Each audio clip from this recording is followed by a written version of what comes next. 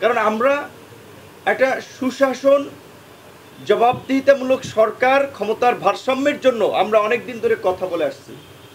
যেই কারণে আমরা বলছিলাম যে এই যে আমরা একটা গোটা রাষ্ট্র ব্যবস্থার পরিবর্তনের আমরা সুযোগ পেয়েছি, আমরা রাষ্ট্র পুনর্গঠন করতে চাই, বিশেষ করে শাসনতন্ত্রের মূল জায়গায় আমরা সংস্কার চাই। সেক্ষেত্রে আপনারা জানেন ইতিমধ্যেই আনুপাতিক হারে নির্বাচনের বিষয়টি নিয়ে রাজনৈতিক মহলে বেশ আলাপ আলোচনা চলছে। অধিকাংশ দল এই আলোচনা একমত হয়েছে যে অন্তত পুরো নির্বাচনে প্রপোর্শনেট সিস্টেম এইবার চালু করা না গেলেও অন্তত যেহেতু দ্বিকক্ষ বিশিষ্ট সংসদের বিধান এবং আলোচনা আছে, উচ্চ কক্ষে আমরা এই প্রপোর্শনেট সিস্টেম বা পিআর চালু করতে পারি। আমরা মনে করি এটাও যদি করা যায় একটা পরিবর্তন তো সূচিত হলো। কিন্তু আমরা খুব দুঃখ ভারাক্রান্ত মন নিয়ে, হৃদয় নিয়ে আমরা লক্ষ্য করছি যে গত 11 মাসে এই সরকারের দ্বারা যে কাঙ্ক্ষিত পরিবর্তন আমরা প্রত্যাশা করেছিলাম সেই রকমের উল্লেখযোগ্য কোনো পরিবর্তন হয় নাই। আপনি যদি ধরেন যে সবচেয়ে শেখ হাসিনার এই ফ্যাসিবাদী শাসন ব্যবস্থা টিকিয়ে রাখার ক্ষেত্রে যারা লাঠিয়াল বাহিনীর ভূমিকায় অবতীর্ণ ছিল, প্রশাসন, বিশেষ করে পুলিশ প্রশাসন, সেই পুলিশ প্রশাসনের সংস্কার গত 11 মাসে কি হয়েছে বলেন আপনারা? কি হয়েছে? কিছুই হয় নাই। বরঞ্চ পুলিশ আগের মতোই কিন্তু আসামি জামিনে, গ্রেপ্তারে, ব্যবসা বাণিজ্য, মামলা বাণিজ্য করছে। পুলিশের সাথে রাজনৈতিক দলের নেতাকর্মীরাও যুক্ত হয়েছে। জুলাইয়ের স্পিরিটকে আমরা ধারণ করি। জুলাই আমাদের আবেগের জায়গা, জুলাই আমাদের অস্তিত্বের জায়গা। কিন্তু এই জুলাইকে নিয়েও কীভাবে ব্যবসা করা হচ্ছে দেখেছেন না?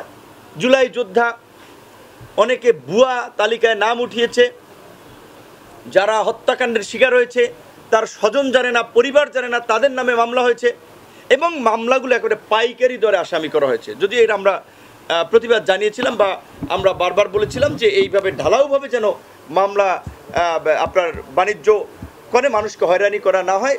সরকারের পক্ষ থেকে এই বিষয়ে একটা নির্দেশনা ছিল, বিশেষ করে স্বরাষ্ট্র উপদেষ্টা এবং আইজিপি। এটা ভালো দিক যে তারাও বলছেন যে এই মামলার গ্রেপ্তারের ক্ষেত্রে একটু যাচাই বাছাই ন্যূনতম যে করে। কিন্তু এটা করতে গিয়ে আবার প্রকৃত যারা কালপ্রিট, যারা অপরাধী, তাদেরকে আবার পয়সার বিনিময়ে যেন তারা পার পেয়ে না যায়। কারণ আমরা দেখতে পাচ্ছি এই জুলাই গণ অভ্যুত্থানের এই গত 16 বছরের ফ্যাসিবাদের সহযোগী ছিল। এই জুলাইয়ের বিপ্লবের তারা এমন ভাবসাব নিচ্ছে, এমনভাবে সারা দেশে সাংগঠনিক কার্যক্রম করছে, তাদের অফিস প্রশাসন পাহারা দিচ্ছে, মনে হয় তারা জুলাইয়ের অভ্যুত্থানের অংশীদার ছিল। মনে হয় যে তারা আপনার এটার নায়ক ছিল। যে জাতীয় পার্টি আপনারা জানেন, সেই জাতীয় পার্টির কোনো নেতাদেরকে গ্রেপ্তার করা হচ্ছে না, বরঞ্চ তারা press club, reporters unity, engineering institute, Rangpur, Dhaka বিভিন্ন জায়গায় সভা সমাবেশ করছে। এমনকি যেই এসালমের লুটপাটের অভিযোগে তাদের অনেকগুলো অ্যাকাউন্ট বন্ধ করা হয়েছে, অ্যাকাউন্ট ফ্রিজ করা হয়েছে, সেই এসালমের বিল্ডিংয়ে কিন্তু জাতীয় পার্টি অফিস করে। এই যে কাকরাইলের যে অফিস, এইটা কিন্তু জাতীয় পার্টির অফিস না। আপনারা অনেকে জানেন কিনা জানেন, এটা এই এসালমের অফিস। কাজে এটা তো সরকার আপনার ক্রোক করতে পারে, সেখানে জাতীয় পার্টির সেখানে কার্যক্রম করে, আর সরকার প্রশাসন দিয়ে, আর্মি দিয়ে, পুলিশ দিয়ে সেটা পাহারা দেওয়ায় জাতীয় পার্টির নেতারা মিডিয়ায় কথা বলে এখনও টকশো করে বেড়াচ্ছে, তাদের বিরুদ্ধে কোনো ব্যবস্থা নেওয়া হচ্ছে না। তো এখন এই অভ্যুত্থানের অনেকেই চেতনার কথা বলেন, কিন্তু তাদের চেতনা হচ্ছে ওই প্রচলিত কথার মতো, মুখে শেখ ফরিদ বগলে ঈদ। তারা সবাই ফ্যাসিবাদের পতন চায়, ফ্যাসিবাদকে বিচারে মুখোমুখি করতে চায়, কিন্তু তলে তলে অনেকেই ফ্যাসিবাদকে পুনর্বাসন করছে, জায়গা দিচ্ছে এবং রাজনীতিতেও বিভিন্নভাবে স্পেস দিচ্ছে। কারণ জাতীয় পার্টি নিয়ে কোন কোন দল সোচ্চার অবস্থান নিয়েছে, কোন দল জাতীয় পার্টির কার্যক্রম নিষিদ্ধ চেয়েছে? আওয়ামী লীগ যেভাবে নিষিদ্ধ হয়েছে, জাতীয় পার্টি তো তার পরের দিন নিষিদ্ধ হওয়ার কথা ছিল। সরকারই বা কেন জাতীয় পার্টি সহ এই ফ্যাসিবাদের সহযোগী 14 দলকে নিষিদ্ধ করছে না? তাহলে আমরা যেই আলোচনাটা শুনি, সরকার একটা রিফাইন আওয়ামী লীগকে রাজনীতির মাঠে সুযোগ দিতে চায়, তাহলে এই জাতীয় পার্টির মাধ্যমে কি তাদের পুনর্বাসন করতে চায় কিনা, কিংবা রিফাইন আওয়ামী লীগ তৈরির প্রক্রিয়ার অংশ হিসেবে জাতীয় পার্টিকে স্পেস দেওয়া হচ্ছে কিনা, যে জাতীয় পার্টির মাধ্যমে যেন তারা সংগঠিত হতে পারে। আমরা পরিষ্কারভাবেই বলেছি, গণ অধিকার পরিষদ শেখ হাসিনার এই দানবীয় শাসন ব্যবস্থার কাছেও মাথা নত করে নাই, ভবিষ্যতেও কোনো দানবের কাছে মাথা নত তো দূরের কথা, কোনো দানব তৈরি হতে দেবে না। এবং যেই কারণে আমরা বলছি যে পরিষ্কার বারবার বলছিলাম যে আমরা কিন্তু কোনো রাজনৈতিক দলের সাথে জোট করি নাই, আমাদের সিদ্ধান্ত হয় নাই, আমরা আমাদের দল গুছাচ্ছিলাম। কারণ একটা রাইজিং দল হিসেবে, উদীয়মান দল হিসেবে অত্যন্ত প্রতিকূল সময়ে আমরা রাজনীতিটা শুরু করেছি। আমরা জানেন যে আপনারা সারা দেশে সভা সমাবেশ করে বেড়াচ্ছি, হয়তো আমাদের রাষ্ট্রীয় পৃষ্ঠপোষকতা নাই, আমাদের দল থেকে কেউ তথ্য উপদেষ্টা নাই, আমাদের দল থেকে এলজিডি উপদেষ্টা নাই, আমাদের দল থেকে প্রধান উপদেষ্টার বিশেষ সহকারী নাই, মোদ্দা কথা আমাদের দলের কেউ সরকারেও নাই। যেই কারণে হয়তো ব্যবসায়ীরা আমাদের পৃষ্ঠপোষকতা করতেছে না, বা কিংবা ব্যবসায়ী মাফিয়াদের মধ্যে যারা গণমাধ্যমে নিয়ন্ত্রণ করছে ওইভাবে আমাদের কাভারেজ দিচ্ছে না, কিংবা সরকারের নির্দেশনা নাই যে আমাদের কাভারেজ দেওয়ার, কিংবা আমাদের নিয়ে কেউ লিখছে না যে এদের কার্যক্রমকে একটু ফুটিয়ে তোলা দরকার। যেই কারণে আমরা বলছি, সরকারকে জিজ্ঞাসা করছে, আপনারা শুনেছেন যে সরকার একটা অভ্যুত্থানের সরকার, যার মূল ভিত্তি ছিল জনগণ এবং রাজনৈতিক দল।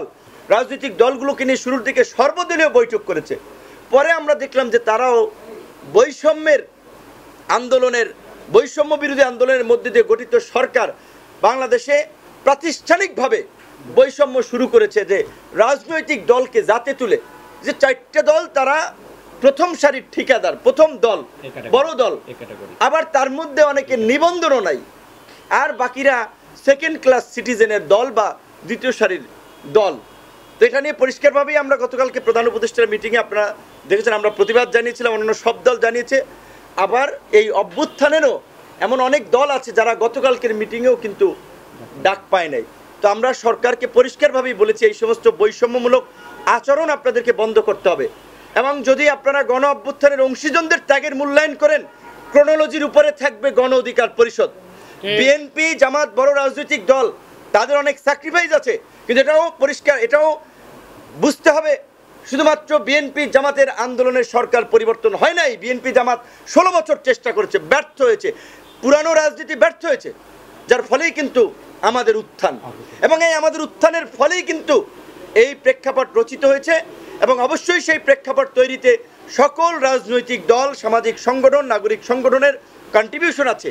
কিন্তু আমাদের মূল্যায়নটা সরকার কি করেছে, বরঞ্চ সরকার পদে পদে আমাদেরকে মাইনাস করেছে, আমাদেরকে লাঞ্ছিত করেছে, অনেক জায়গায় অপমানিত করেছে, অপদস্থ করেছে, শুধু আমাদেরকে না, এই গণ অভ্যুত্থানের অনেক অংশীজনদেরকে। তো কাজে এই বিষয়ে আমরা সরকারকে বলে এসেছি যে বিপদে পড়লে আমাদেরকে ডাকবেন, সচিবালয়ে আনসার ঠেকানোর জন্য আমাদেরকে ডাকবেন, সচিবালয়ে ছাত্ররা ঢুকলে আমাদেরকে ডাকবেন, সরকারের বিরুদ্ধে যখন প্রোপাগান্ডা হবে সেটা মোকাবেলা করার জন্য আমাদের ডাকবেন, আর প্রোটেকশন দিবেন একটা দলকে, কিংবা বিভিন্ন ক্ষেত্রে 2-4টা দলকে নিয়ে আপনারা কাজ করবেন। এই ধরনের আপনাদের বৈষম্যমূলক নীতির আমরা পরিবর্তন চাই।